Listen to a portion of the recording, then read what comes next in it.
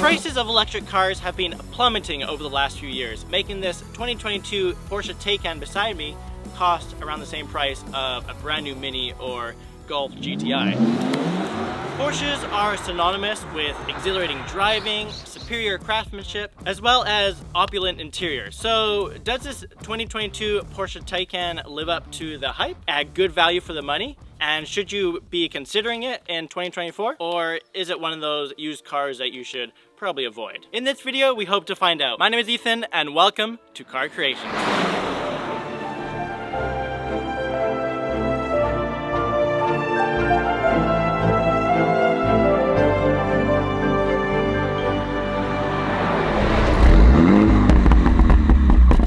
When the world first saw the Porsche Taycan in 2019, it was kind of hailed as this futuristic, performance-centered, environmentally friendly driving machine that had a soul. Oh, this road is so much fun. Most auto enthusiasts quickly took on the Porsche Taycan as their electric sports car. It was because of this that the popularity of the Porsche Taycan absolutely soared. Unfortunately, it was extremely expensive, and even the base model could not meet most people's budget. And so for the first few years, the Porsche Taycan was kind of this halo electric car that most electric audio enthusiasts wanted to get, but probably couldn't afford, and decided to buy a Golf GTI or an electric Mini Cooper instead. However, now you can pick up the Porsche Taycan for around $45,000 USD, which kind of puts it in the same bracket of those cars that those enthusiasts would go for, like the Golf GTI or the Mini Cooper JCW. And I would argue that the performance level is very similar for this base car, but you have the Porsche ethos, which gives you the beautiful Porsche interiors, performance-centered driving style, and really all around an amazing car. Are these cars worth buying as a fun, reliable, practical sports car? So to find out, let's firstly take a look at the Taycan's design. So the exterior is really eye-catching, especially in this beautiful acid green paint. And this car specifically will certainly turn heads no matter where you drive, and we've definitely already experienced that in this car. However, most of these cars are spec'd in just normal black paint or white paint or blue, and that gives these cars a much more conservative look while still having the futuristic styling. The Porsche Taycan headlights look absolutely fantastic. Probably my favorite part about the exterior of this car. They give it this sharp hawk eye look, which makes the car look both sporty as well as fast. As we walk around the car, every bit of it has a futuristic statement, right down to the futuristic aerodynamic 21-inch wheels. Then we come over here and we have the electric fuel cap, which has a secret about it. All you do is this, and you have access to your charging port here. To close it, you just do it again, and you're set to go. As we go farther down the car, we have these fake vents here, but they look pretty good, I won't lie. And then the door handles, when you stop, they stick out and they just work like a normal door handle. But when the car is driving or locked, they snap into place and they are flush against the car.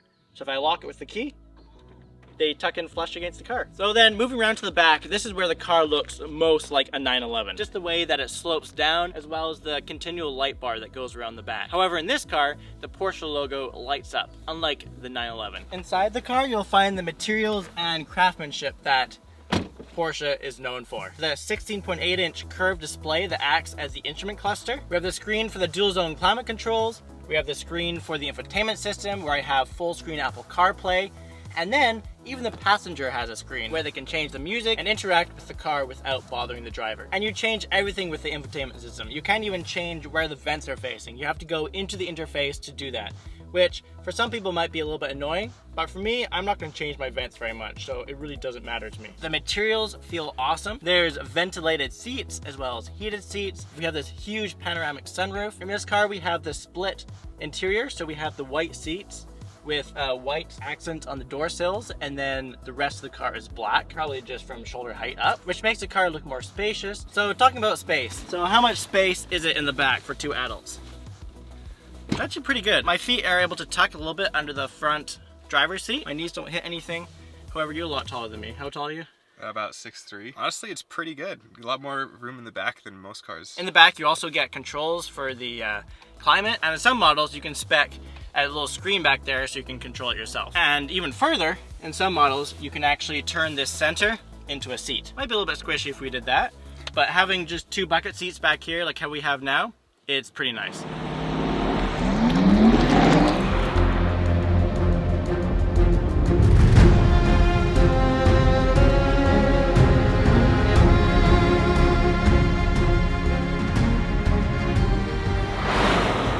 So on the road, this car provides impressive horsepower. Even the base Taycan has 402 horsepower and will launch this car 0 to 60 in 5.1 seconds. And with the car's instant torque, it feels like it can accelerate a lot faster than that.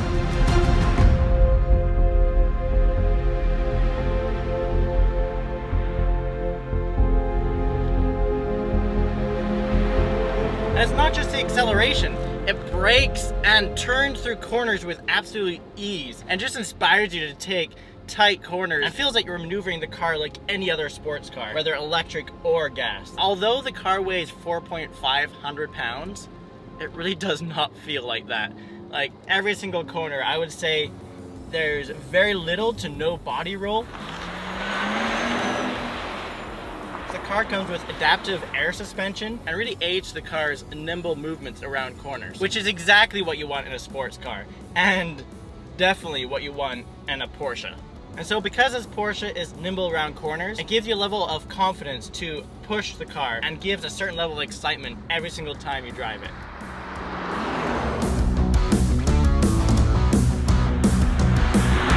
This car is so much fun, and these corners, this is really what driving a Porsche is all about.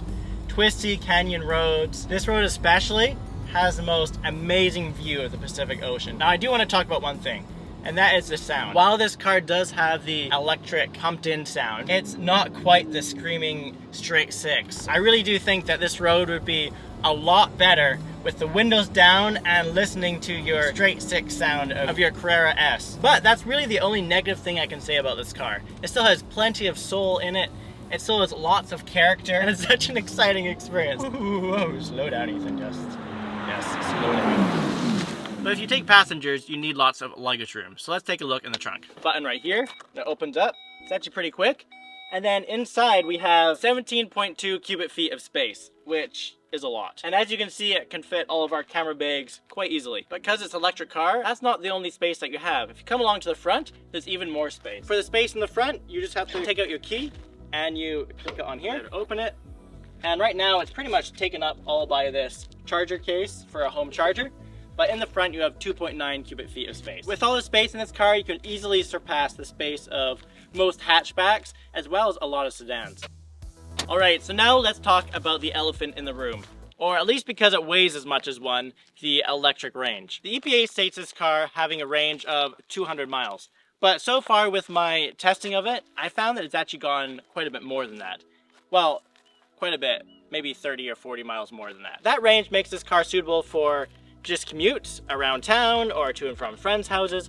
However, longer trips may be a bit of a headache, unless you live in places with lots of chargers, but still, the charging can take up to 30 minutes to charge this car up. Thankfully, you can now access some Tesla superchargers, and because of that, it has expanded where you can go with this car dramatically. It does cut out some of the charging headache for these cars, but not completely. There's still many places across both the US and Canada and many other parts of the world that don't have any chargers, which might make living there and owning an electric car near impossible. So the last thing that we want to look at with this car is technology, because the whole ethos of electric cars centers around technology. To be clear, the Taycan isn't anywhere near the advancements that Tesla has made in self-driving. However, it does have some technology that aid in the general experience. We're probably going to do a separate video on this at some point because there's so much. We have Drive, which has stuff related to your driving, assistance, stuff related to your technology such as active lane keeping, change assist, park assist, intersection assist, maneuvering assist, rear cross traffic alert. Then we have trip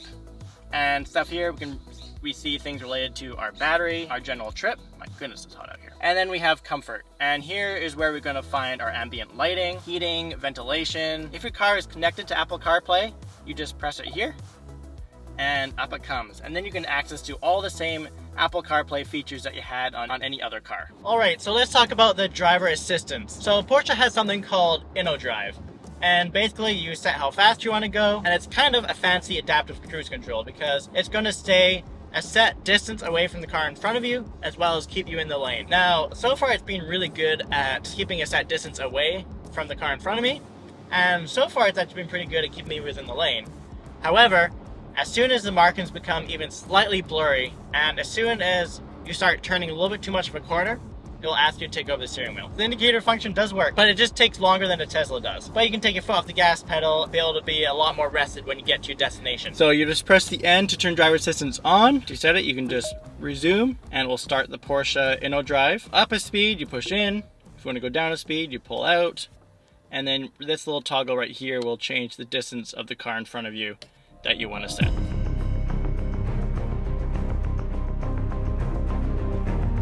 So is a used Porsche Taycan worth it in 2024? Well, as long as you're sticking close to home, absolutely. The car looks super cool with its futuristic exterior and inside with its familiar blend of the past as well as present. And really it exceeds all my expectations with its blend of superior looks as well as performance, handling these twisty roads through the canyon here with ease and agility. The Porsche Taycan is an exceptional car. It's exciting, and it's full of features that leave a lasting impression on the driver, which helped this car prove to be an excellent electric car. Thanks for watching. We hope you enjoyed. Please let us know in the comments below if you would get a similar electric car to this, if you get a brand new one, or if you get a hatchback like a JCW or a GTI. But most of all, please make sure that you give it a like, subscribe, but have an amazing rest of your day, and we'll see you all in the next one.